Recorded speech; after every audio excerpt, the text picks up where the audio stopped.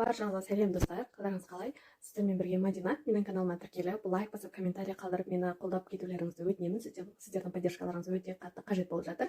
Ал бүгін сіздермен бірге біз винегрет салатын жасайтын боламыз, және де осы салаттың рецептін өз достарыңызбен бөлісіп кетсеңіздер. Бізге қажетті квашеный капуста немесе свежий капуста қолдансаңыздар да болады.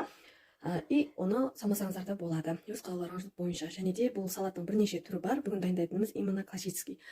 Картоп суға піскен, сәбізіміз, және де қызылша и тұздалған қияр. Ал кеттік.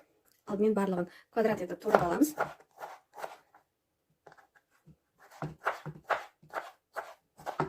Болады.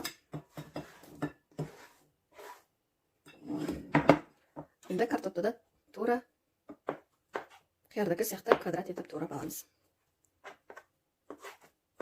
Яғни барлығын квадрат тураймыз. Ыдысымызға салып қояйық.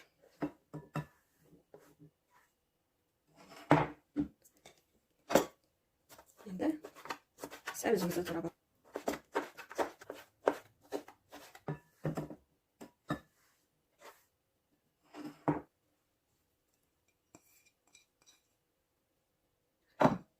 Бұл біздің квашеный капустамыз.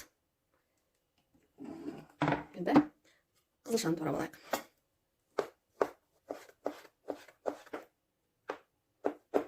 Қызылшамыз. Ұнатсаңыздар, кішкене пияз қосып жіберуге болады. Кішкене пияз турап жіберейік.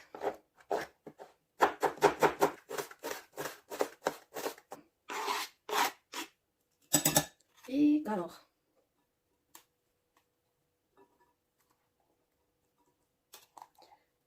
Осы порцияға үлкен қасықта 4-5 қасық қосайын. Зәйтүн маймен заправлять етсеңіздер болады. Менде зәйтүн майы жоқ, сондықтан обычный растительный маймен, яғни сұйық маймен заправлять етемін. 3 қасық, 4 қасық. Жақсылап араластырамыз. Так, қараңыздар, қандай әдемі шықты. Все, салатымыз дайын. Міне достар, салатымыз дайын, ас болсын.